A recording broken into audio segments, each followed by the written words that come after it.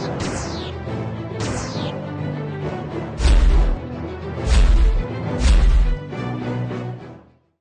you very much at magandang araw mga kaibigan. Nagbabalik po ang inyong programa, ang Aksyon Central Luzon Special Edition. Ito po si Sunny Lopez at now meron po tayong one-on-one interview with a very, alam nyo, sikat na celebrity ho to mga kaibigan. Hindi lamang ho dito sa Pilipinas pero sa buong mundo, kilala ho siya. At kilala rin ho ang kanyang pamilya dito po sa gitnang Luzon dahil when you talk about the Aquinos here, you remember Ninoy Aquino, siyempre nandiyan si Cory, nandiyan ang ating presidente ngayon, si Noynoy Aquino. Of course, our special guest for today is Bam Aquino. Welcome to the show, Mr. Good day. Bam. Magandang araw, Sunny, sa mga nakikinig sa atin, nanonood. Magandang araw po. Okay, so first time, no, New Year. Kumusta ko yung bagong taon nyo? May asawa na kayo ngayon, di ba? Meron na. First Christmas and New Year na meron pong asawa. So, it was very good. Very nice naman po. We spent our New Year po sa Ilocos Norte. Yung family ho ng aking asawa doon po nagbakasyon, kaya sumunod ho kami. At syempre, habang nandun, bumisita na rin po sa mga iba't ibang mga fiesta, mga ganyan. But we're really looking forward to 2013, no? Kasi alam niyo naman po, this is an election year and I'm running for the Senate. So kahit paano, parang you're very anxious already, no? Gusto mo nang magsimula yung election period para matapos na rin kaagad, no? But I'm very hopeful for 2013. I hope it will be a good year. Or you're not new to this, right? You were born sa politics, right? Well, hindi new in the sense na marami na ho tayong kampanyang nasalihan. No? In fact, the first time po tayo nagsalita sa entablado was when I was 6 years old, in 1983, nung kakapatay pa lang po kay Tito Ninoy. No? Yes. So at that time, di ho yun kampanya, ano po yun, no? Protesta. Yes. Dahil pinoprotesta po natin yung pagkapaslang sa kanya. Doon po nagsimula yung aking pananalita sa harap ng mga tao. And after that, of course, yung campaign ni Tita Cory naman for the presidency in 1986. Pagkatapos po niyan, almost every election, meron po tayong role no, na ginawa. Pero never po tayo yung tumakbo. So I have to say, even though... Behind the scene palagi. Well, sometimes substitute, no? Dakilang substitute or intermission number. Noong bata kasi ho ako, kapag may... Kunyari po, yung mga malalaking politiko nagsasalita, sometimes kailangan nila ng konting intermission number. Magpapasilita sila ng maliit na mataba na 6 years old na nagkukwento po tungkol sa kanyang tito dun sa mga tao. So that became my role, no, when I was very young. Eventually, naging behind the scenes tayo, no, nung kampanya po ni Pinoy, I handled this youth campaign. But you would also speak. Magsasalita ka pa rin sa harap ng mga tao, no, dahil may kinakampanya kang naniniwala ka sa isang tao o sa kamag-anak mo and you really want them to win. So, talagang kailangan mo talagang ipagsabi yun sa mga tao and you really have to go in front of the crowds, no, to speak to them. Pero iba pa rin pag ikaw yung kandidato. Iba pa rin talaga. Mas iba yung nervyos. Well, or you still feel it's nervousness, it's anxiousness. Yes. Sometimes ho kasi this is the first time na pag ikaw yung nasa center stage talaga, lahat ng batikos sa'yo, lahat rin ng papuri sa'yo, pero it's different, no? Iba ho siya talaga. And I think it's a learning experience also. Pero hindi ka naman nahuli tungkol sa kabataan, di ba? All your life, nandiyan ka sa mga kabataan. You work with them. Opo. But, working with the youth and of course, no, in the past few years, no, nagtatrabaho po tayo sa mga mahihirap na komunidad. Yes. Wala ho kasing kukontra sa'yo dyan eh. When you're supporting young people, mga youth organizations, tumutulong ka sa kanila, wala naman talaga kukontra sa'yo dyan, no? I mean, everybody will wish you the best kasi gumagawa ka na mabuti para sa bayan. And they know when you're really working, right? Yes, that's right. No? And talagang buong-buo yung puso mo at yung loob mo. Even working with poor communities, in the past few years, mga nakatrabaho po natin, mga microfinance organization, mga cooperatives. Siyempre, pag sinasabi mo yung trabaho mo, mga tao, sinusuportahan ka, mabuti na ginagawa mo yan. Pero pagdating sa politika, hindi mo pa sila kilala, kaaway mo na. Tama. Or sometimes, may bumabati ka sa'yo, sa loob-loob mo, hindi nga nila ako kilala pa, kaaway na kaagad. That's what I found na yung mga ibang taong galit rin kay Pinoy, automatically, galit rin sila sa akin. And to be frank, nung unang beses po na lumalabas yung mga ganyang balita, naninibago talaga ako noon. No? Pero ngayon, carry ko na. Mas sanay na tayo ng konti. And you just really have to understand na, in this type of elections, all you can do is present yourself. Ano yung pinaglaban mo na, ano yung gusto mo pang ipaglaban, and hope na yung taong bayan, yun rin yung gusto nilang ipaglaban mo para sa kanila. Okay, so what do you want to push, given a chance to be there sa Senate? Anong gusto mong ilaban doon? Well, alam niyo po yung trabaho ko po for the past so many years has been working with poor communities, no? Yes. Kung paano po pagandahin yung kanilang mga livelihood, yung kanilang mga negosyo. We work with microfinance organizations, mga cooperatives, mga NGOs, iba't ibang bagay upang yung mga kababayan ho natin meron mas mapagkakitaan para sa kanilang Oo pamilya. nga. Kasi ngayon sinasabi nila, all the journals, economic journals, sinasabi umaasenso yung Pilipinas. Opo. Pero paano natin mapapakaskade dyan sa yung sinasabi mong sektor? Exactly, no. In fact, pag nakikita po natin yung economic progress natin na second highest in Asia ho tayo ngayon, next to China, yung sunod diyan, paano aabot po yung progresong 'yan dun po sa mga mahihirap na komunidad. It means more jobs. Kailangan mag-translate yung economic progress into more jobs para po sa mga kababayan natin and support for their micro businesses. Yun ho yun kasi kung ang isang Pilipino, meron siyang trabahong pwedeng pagkakitaan, sapat po yung sahod, meron dignidad yung trabahong yun, or meron siyang suporta para makapagpatayo siya ng kanyang negosyo, then yung kanilang pamilya mas nagkakaroon ng chance na makakuha ng kasaganaan na ninanais po nila. This is So that for the long becomes the term. goal. This is for the long-term Well, development of the country. Both short term and yes. long term, Long term, no? Kasi in the long run, of course, yung mga anak nila mas makapagpupunta sa eskwelahan, mas makakuha ng trabaho. But on the short term, yung trabaho at saka negosyo, kagad-agad ho, makikita mo talaga na kung maayos yung trabaho, maganda po yung negosyo, meron pong mas marami hong pagkain sa table. Alright. Mas maganda po yung mga appliance sa bahay, mas ligtas po yung kanilang bahay sa mga kalamidad kasi mas maganda po yung mga materyales. Mas malusog. Ang mga tao, no? So, definitely, if there is one focus that I will really give focus on or really focus on in governance, it's really the economy, no? Kung paano po yung ating progreso na nakikita po natin ngayon because of the investments coming in, umabot po talaga dun sa mga kababayan natin na talagang nangangailangan in terms of jobs and support for businesses. Yung pangalawang major group naman po na magiging katrabaho rin ho natin is of course the youth, no? Kasi maraming taon rin po tayo nagtrabaho sa National Youth Commission. Right. In fact, marami po sa mga tao yung pagkakakilala nila sa akin ay bilang isang youth leader. So, we will also focus on the youth, no? And specifically po, babalik rin po tayo sa trabaho. Kasi yung pinakamalaking sektor na unemployed po sa ating bayan ay ang youth. So, when you look at the unemployment figures po ng Pilipinas, the largest sector that is unemployed po sa Pilipinas ay mga kabataan. Kahit mag-graduate ka, hindi sigurado na meron kang trabaho. Now, Ngayon po, masaklap po yan. Isipin mo, 4 na taon ka mag-aaral, yung mga magulang mo nag-ipon, baka nag-part-time job ka pa. O nang-utang. O umutang ka pa, only to find out, wala kang trabaho pa rin kahit pag-graduate mo. So napakasaklap po niyan, and that's really something that we need to focus on. No? How do we create better job matching sa mga kabataan ho natin, tsaka sa mga industriya? How do we translate the economic progress, yung economic growth po na sinasabi ho natin, into actual jobs ng mga kabataan? No? You know, I was talking to one Undersecretary of the Foreign Affairs. No? Opo. Sinasabi niya, mas gusto raw ni Pinoy, everybody is given, every ambassador, merong order na wag sila maghanap ng jobs abroad, pero maghanap sila ng negosyo na dadalhin sa Pilipinas. That's definitely something na hinahanap po ng marami sa mga kababayan ho natin, no? I think yung pagkakaroon ho ng OFWs, that's gonna stay with us for some time. Yes, for some Kasi time. napakalaking bagay po niyan sa ating ekonomiya. Daming perang pinapasok na. Maraming pera, marami hong opportunities po abroad. No? Ang importante ho ay yung opportunities po abroad, dapat nagkakaroon din ng opportunities dito. Kasi recently po I was in Taiwan, no? Bumisita po ako sa mga factory workers doon. Lahat sa kanila, isa-isahin mo po yan. Wala ho sa kanilang gustong tumira po talaga sa Taiwan. Everybody wants to come home. Lahat ho sila. Kaya lang, wala silang makukuhang trabaho dito na ganun po yung sweldo. So, the job is to support our countrymen na nasa abroad nagtatrabaho dahil sila po ay napakalaking bagay po sa kanilang mga pamilya at sa ating bayan. Pero pangalawa, siguraduhin na yung next generation or kung meron human silang babalik, sana makuha po nila yung same opportunities po dito. Na hindi na sila kailangan umalis pa. Yung wala nang paghiwalay ng pamilya. Because one big sacrifice yan, di ba? Opo. In fact, iyakan nga ho kami nung sa Taiwan, no? Kasi, napakahirap po talaga to leave your loved ones, no? And in fact, my wife, no, nung girlfriend ko pa siya, she worked abroad for a while, no? For a year, no? So, alam ko rin ho yung pakiramdam na yung minamahal mo sa buhay, wala dito. So, it's really hard, no? Mahirap po talaga.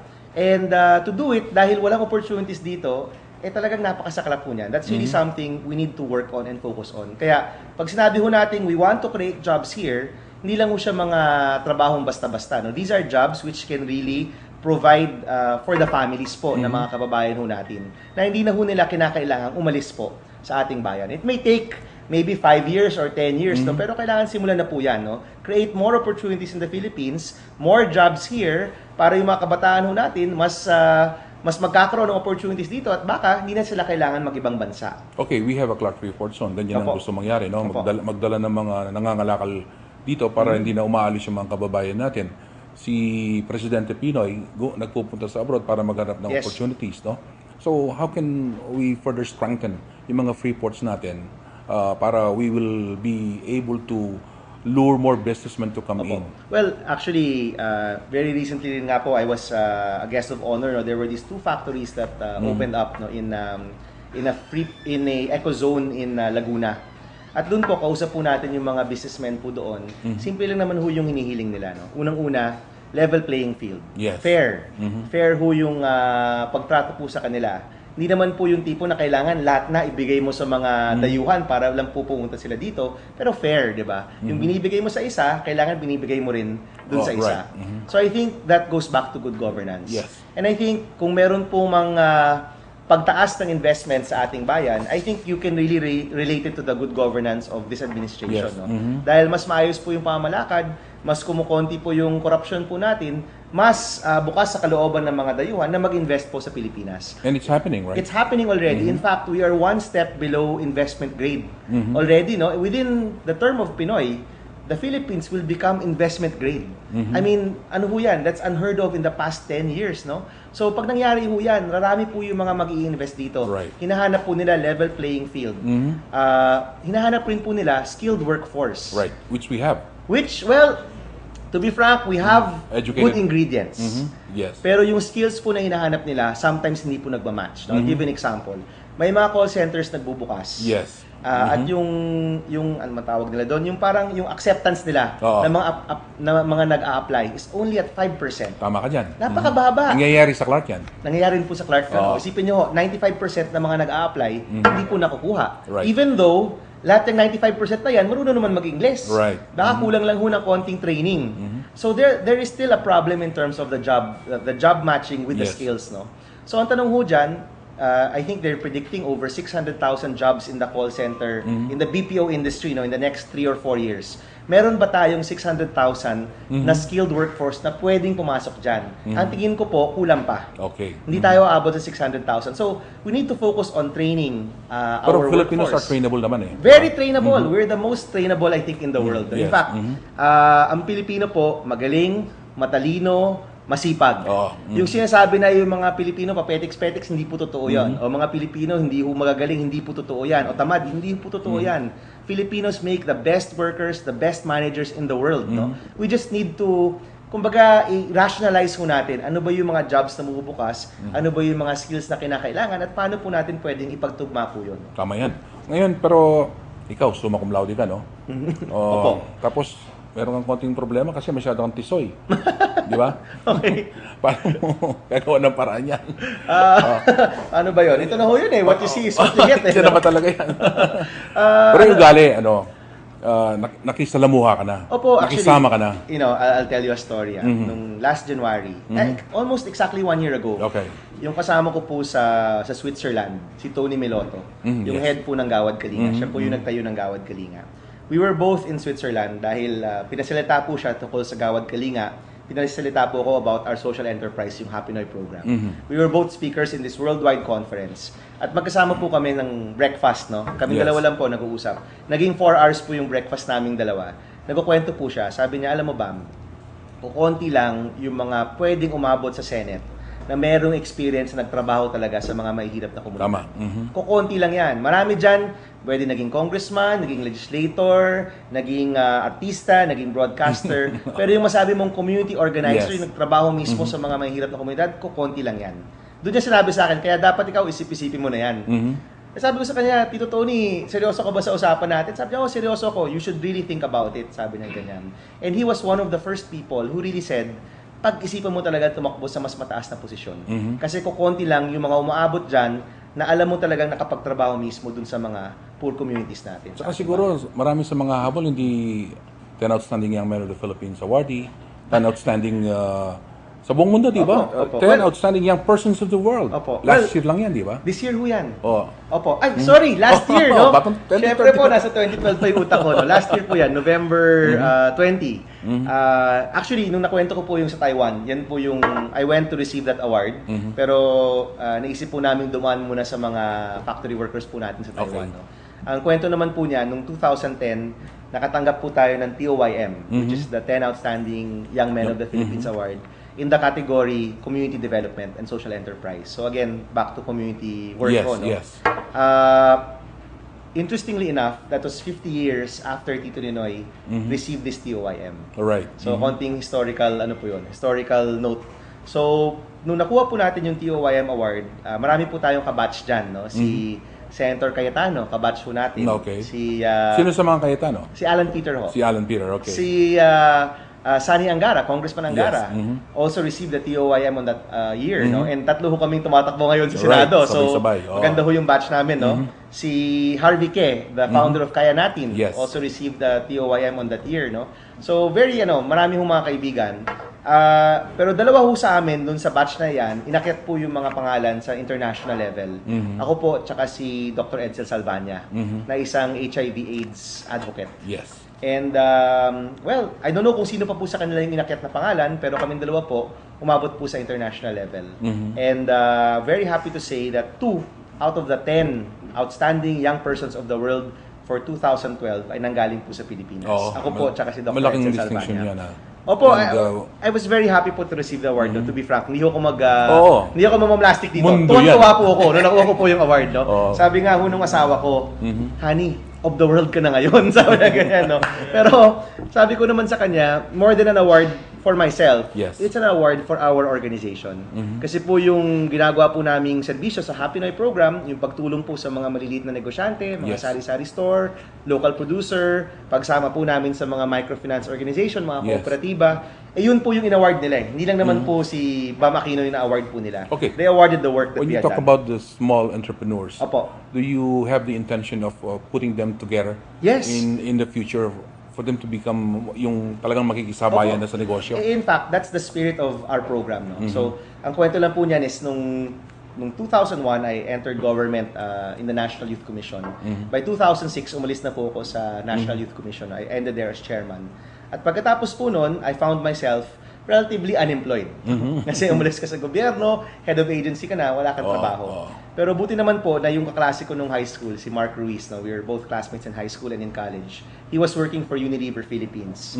At naisip namin na magtayo ng isang negosyo na nakakatulong sa mga tao. Wala pa yung term na social enterprise, no? Because eventually people would say, "Oy, social entrepreneur kayo." No, but at that time, very simple lang, no? Negosyo pero nakakatulong sa mga tao. And little by little, pinlaki po namin yung negosyong yon at tinawag po naming Happy Noy Program. Na kung saan, yung mga pinakamaliliit na mga nagnegosyo na miyembro ng aming microfinance partner or cooperative partner, pinagbubuklod-buklod po namin, pinagsasama-sama namin, in-organize, nagbibigay po kami ng training, ng financing, at pagkatapos po noon, nililink po namin sa mga mas malalaking kumpanya. Whether in terms of purchasing, dahil ngayon mas malaki na yung kanilang pwedeng bilhin, kaya mas malaki na po yung diskwento nila, or in terms of programs. Bagong produkto na pwedeng ipasok sa kanila, mga marketing programs na pwede pong ipasok sa kanila, dahil ngayon, organisado na po sila. Nakaka-manage pa yun sa gasto sa middleman, no? Opo, actually, yung kita sa kanila pa... Sa kanila ho diretso. And aside from that, yung mga hindi ho magawa ng isang napakaliit na negosyo po noon, for example, sari-sari store. Hindi naman ho yan pwedeng kumatok sa pinto ng smart communications at humingi ho ng marketing program. No? But ngayon na 1,000, 2,000 na po sila, they can already come together to these big companies at kumuha po ng mga marketing programs. Mas mapakikinggan. At naisip po namin, kami po yun. No? Kami po yung nagbe-bridge dun sa mga maliliit and empower dun sa mga mas malalaking kumpanya, no? To create that supply chain na hindi lang ho yung malalaki yung nakikinabang, kundi pati yung mga maliliit na negosyante nakikinabang din po. Okay, you're a good communicator. Thank you. Pag senador ka, dapat kailangan yan, di ba? Opo. Kailangan yan. Maintindihan ng ating mga kababayan, lalong-lalo na yung mga sinasabi mong gusto mong matulungan talaga, Opo. yung mga programang gusto mong ihatid sa kanila. So, hindi tayo magkukulang dyan. Well, alam niyo po, isa naman ho yung idolo ho natin dyan. That's Tito Ninoy, no? Si Tito Ninoy po, I have to just mention this lang. I was 6 years old when he passed away. Yes. Actually, never ho kami nagharap ng ganito. No? Never. May mga kwento po yung magulang ko na nung 3 years old ako, diadala ako sa kulungan. Sa Fort Bonifacio when he was still in jail. At lolokohin niya po ko noon, tong baby na to, dito na lang to, wag niyo nang pauwiin, ganyan. No? But I don't really have any memories po, no? Hindi ko talaga siya na-meet. But nung namatay siya, sobrang laking bagay po noon sa aming buhay. It really changed our lives. And Drastic, no? Drastic. And from that time po na namatay siya, all the way until even recently, talagang yung mga speech niya, binabasa ko talaga, yung mga videos niya, pinapanood ko. And he really became such a big part of my life. And ang maganda po niyan is bago pa nauso ang internet, bago nauso ang mass media in the way that we know it now. No? Yes. Si Ninoy Aquino ho would already create yung mga speeches niya, may mga booklet siya, pinamimigay niya sa mga estudyante, pinamimigay niya sa mga tao to communicate what he was trying to fight for, no? What he was fighting for, what he was trying to say. Kino-communicate ko niya talaga yan. He was ahead of his time. Very much ahead of his time. And also 35 years old when he was senator. He was the youngest, di ba? Youngest in history. Dahil po sa kanya na iba na po yung rules eh. So he will always be the youngest in history. No? But even then, he knew how important it was. Kung gaano ka-importante po na talagang i-communicate ang pinaglalaban mo dun sa tao mismo at naiintindihan nila ano ba yung mga pinaglalaban ko para sa inyo. Para tulong-tulong tayo dito. Hindi lang yung may mga senador na parang napakalayo nila sa mga tao. No? He really made it an effort na talagang lahat ng mga tao alam talaga yung mga pinaglalaban at mga advokasya po niya. Pero may difference siguro sa advokasya nyo. Noon talagang pagkikipaglaban, di ba? Opo. Demokrasya, but you're on a different tone now. Very different, very different. In fact, some people Same manner, probably. Medyo iba rin ho na konti, to be honest. No? May mga ibang nagtatanong, sabi, si Ninoy, pinaglaban kalayaan ng Pilipinas. Si Cory, pinaglaban demokrasya. Si Pinoy, pinaglalaban good governance. Bakit ikaw, Bam, nag-focus sa negosyo? Sa trabaho sa negosyo? And I think, simple naman po no? Yung tawag po ng panahon, nung panahon po na sila yung nandyan, are those things. No? Panahon po ni Tito Ninoy, Tita Cory, kalayaan, demokrasya. Panahon po ni Pinoy, good governance. No? And I think ngayon, yung pinaka-focus dapat natin bilang isang bayan, ngayon po na maayos po yung ating administrasyon, maganda naman po yung takbo ng ating national government, is really to focus on paano natin pagagandahin yung mga buhay ng mga kababayan natin. How do we put more food on the table? Paano po tayo makakakuha ng mga trabaho na merong dignidad, proud tayo sa mga trabahong ito, merong career path na pwedeng gawin talaga, pwede hong mas maging masagana yung mga pamilya dahil sa mga trabaho at negosyong tinatayo po natin. I think that is really the focus now. Paano labanan ang kahirapan sa ating bayan? Ikaw na yan, ha? Well, that's been my work for the past so many years already. At yun po yung gusto nating mas makita pa sa lahat ng parte ng ating bayan. No? If we want to see these programs, these successful programs na talagang nakakatulong sa mga kababayan ho natin, gusto po natin makita yan sa bawat barangay sa ating minamahal na bayang Pilipinas. Hindi lang po sa ilang mga lugar. No? Kung meron pong kabataan, gagraduate ng K-12 or ng college or kahit po siguro nakapag-vocational course, dapat po meron trabaho naghihintay sa kanya. Kung merong isang kababayan ho natin, asawa ng isang magsasaka, gusto ho niya mag-extra income at gusto po niya magtayo ng negosyo, dapat meron siyang pwedeng mapuntahan, magbibigay ng kapital, magbibigay ng training, yung mga produkto po niya ay madadala po sa merkado. Yun po yung talagang kailangan natin bigyan ng focus talaga ngayon. And that should be not just my advocacy, but advocacy nating lahat. Tulong-tulong tayo. Tulong-tulong po tayo dyan. Because that's where your yung skill mo sa communication papasok eh. To get people to do what you intend them, yung objectives mo para hopefully po na we can work together, focus on this kasi po yan nung panahon po na mabigat po yung mga kalaban natin, we always won because of people power. Right. Never naman ho tayo nagkaroon ng malalaking pagbabago sa ating bayan na hindi po kasama yung taong bayan. Tama. Na hindi yung taong bayan mismo yung nagsabi, hindi, dito tayo. The leaders were there to inspire, no? But at the end of the day, yung taong bayan pa rin mismo yung nagsabi na kailangan ito yung patutunguhan ng ating bayan. And I think ngayon, yun na naman yung tawag sa atin. How can we harness people power? Paano pwede magtulong-tulungan yung mga Pilipino? Pero ngayon, upang labanan naman ang kahirapan. Hindi lang po yung pansarili nating interes o interes ng mga pamilya, pero yung pangkalahatan. How can we as a people really progress? Tama. Na hindi lang ho yung ilan yung nakikinabang, kundi pati po yung mas nakakararami, Yes. yun po yung nakikinabang. No? Okay, magbe-break muna tayo. Okay. Hindi ako Sige po. nahihirapan dito sa interview ito. Babalik po kami pagkatapos ng mga paalala.